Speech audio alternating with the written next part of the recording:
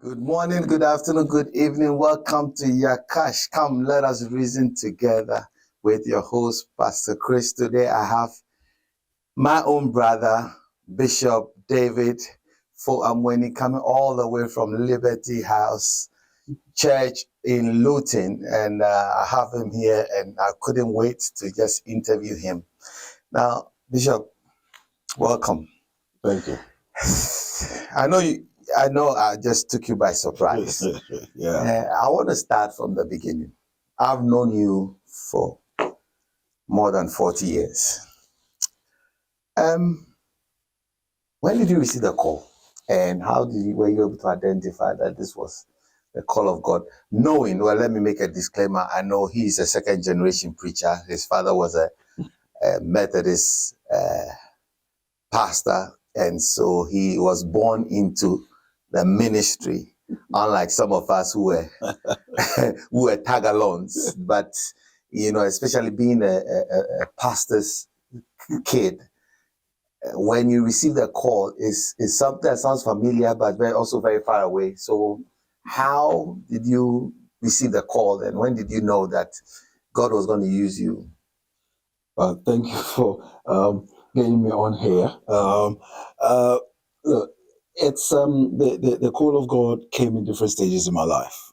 As you rightly said, I was I've been a pastor's kid all along. So you were born and raised, and you did everything in and around church. Mm. So we got involved in church activities, traveling with dad all over the place, singing in the choir, playing instruments in the church, involved in boys brigade and every other thing, youth organization across the country of Ghana.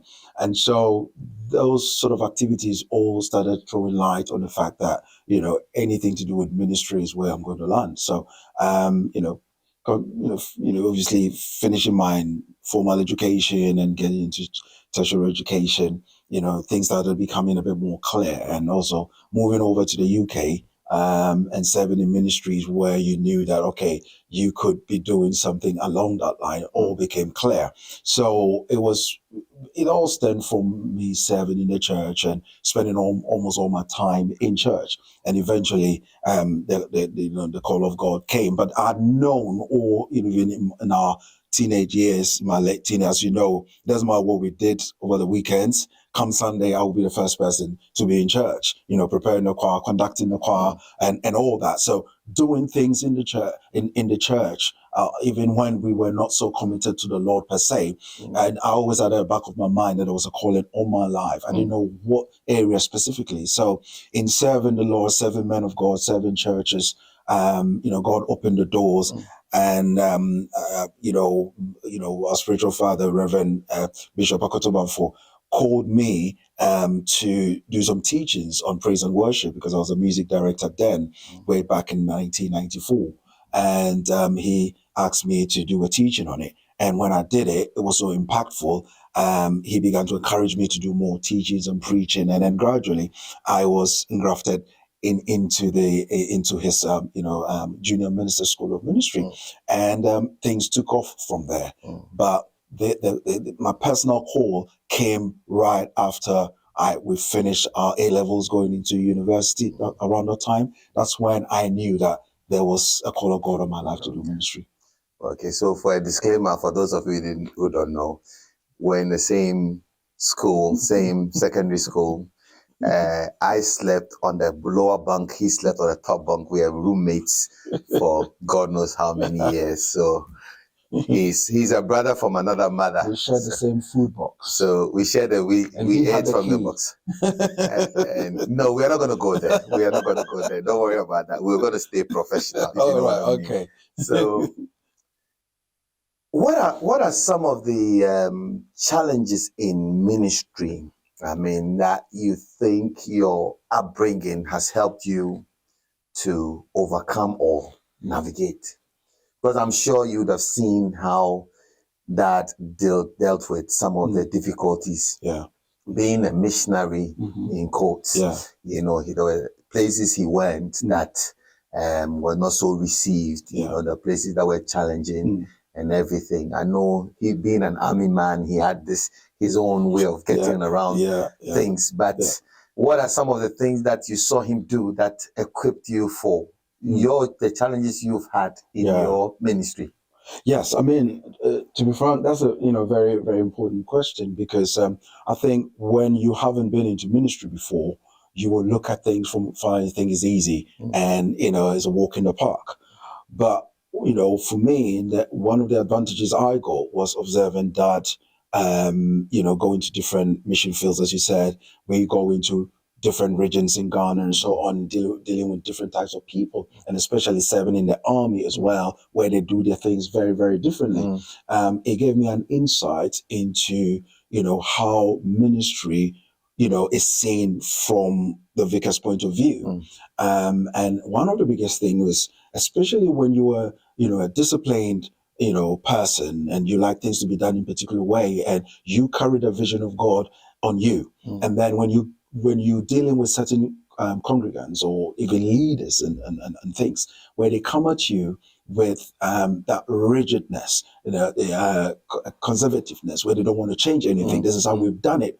And I saw Dad navigate his way through some of these challenges, where he had to be adamant in making sure that the vision and the passion that God had given him, he is not lost. And there are times that he had to put his foot down to drive in certain things to be done, and eventually everybody will be clapping and say, "Glory be to God." And I saw it being done in so many occasions, and so I learned from that. And stepping into ministry myself, I have come to certain points in my life, in numerous points, where people have come against me with opposing, attitudes, spirits, and everything, just to stop what God wants to do. And then I remember how Daddy handled them and those things, where he stood on what God had told him to do, never relented on his efforts, continued even when everybody rejected him and left him. He pushed through, and then the results, as we can see, came out really fantastic. So that is one thing that has helped me to really overcome quite a lot of challenges in ministry, because ministry can be a lonely place, as you know. And if you don't have what it takes to sustain you in there, then you may give up and throw in the towel. But I think what keeps us going is to making sure that the call of God on your life is genuine, is real, and you have let's say a contact point where you met God and where God gave you the assignment, like Moses and the burning bush. So anything that happened, you always go to that place and say, "Lord, remembering this situation and this day and this time, lets me know that you called me." And that helps me to push on, because otherwise that you will forget about the call of God and you will walk out of ministry. So having that focal point is very, very important. And so that's what has kept us going. Wow. That's great. Well, part of the segments in this interview is to speak to the next generation. As you know, I'm big on passing what we have learned to the next generation. I'm a first generation preacher. I didn't have any example ahead of me. You are like a second generation, and you have your children. Some of them have gone the way of ministry. So I want you to talk to the next generation of pastors, ministers, and tell them something. Maybe if I was to ask you to speak to David in 1982, 1981, knowing what you know now. So speak to young David. I don't know if you can go all the way back. 1980. Yeah, I get you. I get what you're saying. What would you say to him? Yes. Well, I will say to that young lad to be aware of God's hand upon their life. Because when you are not aware, you tend to step out of place. And once you become aware that God has his hand upon your life, to allow God to roll out your life's walk. Because a lot of the time we try to force certain things, especially when you're a young person, a young minister, or let's say even a worker in the church, or you just have passion to serve.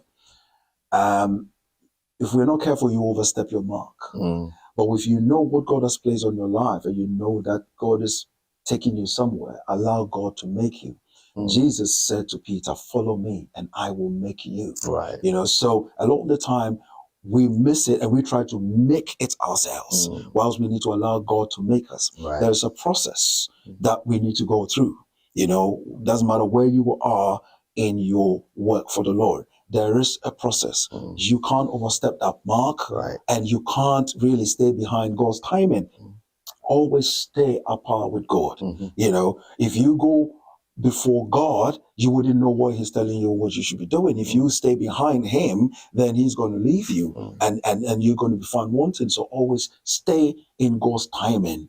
Watch out and be sensitive to God's prompting. You know, another thing is that God's directions or God's prompting or even God's blessings comes in very, very funny packages and at very strange times. So young people, watch out. What you think that this is where you think God is going to take you, or how things are going to happen for you, or this is the person, or this is where I'm going to get my breakthrough. Trust me, it may come in something that you may even have dreamt of. Some of the package may look ugly and tatty. You know, God might place you even in a senior minister who has just 5 people in his church. But this is where God wants to build you and make you a minister from there. And so don't think that there is always, the grass is always greener. On the other side. No, God knows your makeup. He knows what He has for you to do, and He knows who He has assigned in your life. So don't, remove the people that God has placed in your life. Don't cast them away because they don't fit within your category. Allow God to make you. Every person that you come in contact with has a part to play in your ministerial walk as God is taking you to your destiny. But allow God to take you on the trip. Don't overstep the mark. Take your time, and God will bring you to the rightful place. Oh, wow, that's powerful. That's powerful. Before we go, one of the things that I have learned from you is pushing through difficulty, pushing through naysayers, pushing through criticisms, and going for what you believe God has called you to do. And that is one remarkable trait that you have. I think that it comes from the old man. Of course. I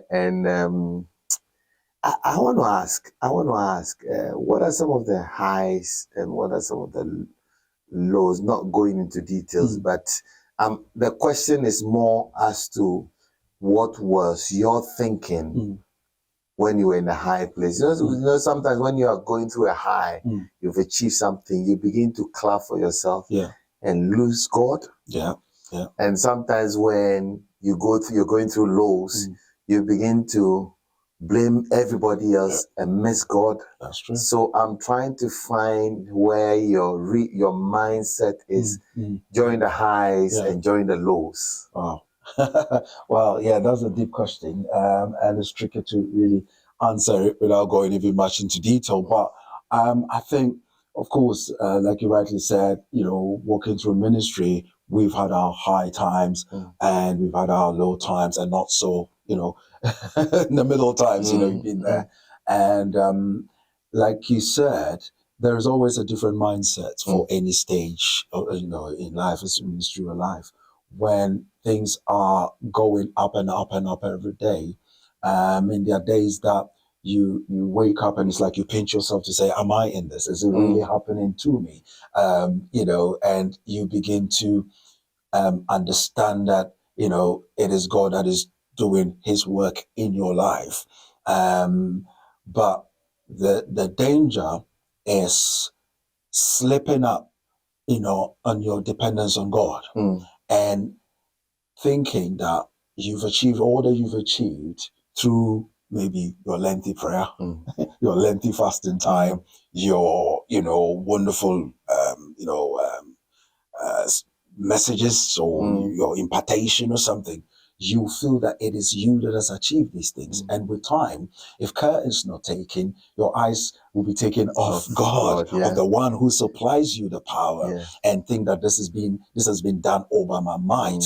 And I think success has a way of presenting you a table that looks so beautiful that you will constantly be putting your eyes on that table. Yeah. You know, and forgetting that the Lord, David said, the Lord will prepare a table before you, before your enemies. Right, So right. you're forgetting that your enemies are watching. You know, and thinking that because you've had all these successes, there is no way these enemies there are even enemies around. The enemies are after certain people that are not doing so well. So that is the trap that keeping our eyes on the laid table, and not focusing on the actual assignment, or even watching out from where the next arrow can come from. And that's very, very dangerous. And I think once you take your eyes off that ball, like Peter, you begin to sink. All right. Okay. And then, but thank God for the Holy Spirit who comes and wakes you up like Peter and says, Lord, save me.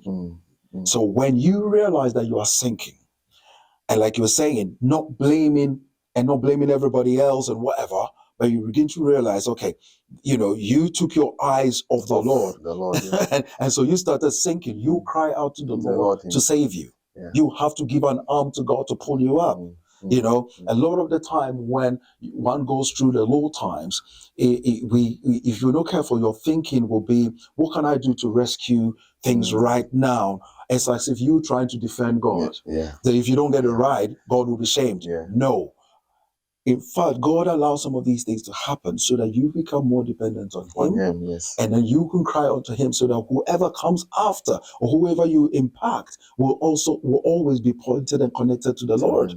Because a lot of the time, when all these things and power is being oozed out of you and people are enjoying you, people are coming, and if you're not careful, you will stop them from connecting to Jesus. And they connect to you. They connect to you. And that's one big trap that ministers have to be careful. So yes, these challenges came, and once you hit that bottom rock or you go through those hard times, I think what it does, it gives you a wake up call. Right. Because once you've fallen, the only way is up. So you have to wake up and now begin to work your way back, this time with the right principles. Right. And that brings you to maturity. Right. Because God has to mature you somehow, and if we keep growing, it's like feeding a little boy, with lactogen milk all the time. It gets to a point they have to chew bones, and that has to be taken into consideration. And I think even going through the challenges and God exposing your weaknesses and your shortfalls and everything, and as you learn from it, you turn around and say, "Wow, I become a better person, a better minister, a better leader than I was before, even in my success days." Wow. So like the Bible said, looking unto Jesus. Yes. So that's a mainstay that I'm getting from. Well, folks, all too soon our time is up. I can talk to this man for days and days on end. So I have to discipline myself and stop here so we don't take too much of your time. But I'm sure you'll be seeing him more and more times. It is not the first or the last time you see him. So until we next come your way with another interesting conversation, this has been your host, Pastor Chris, and this has been Yacach. Shalom, peace.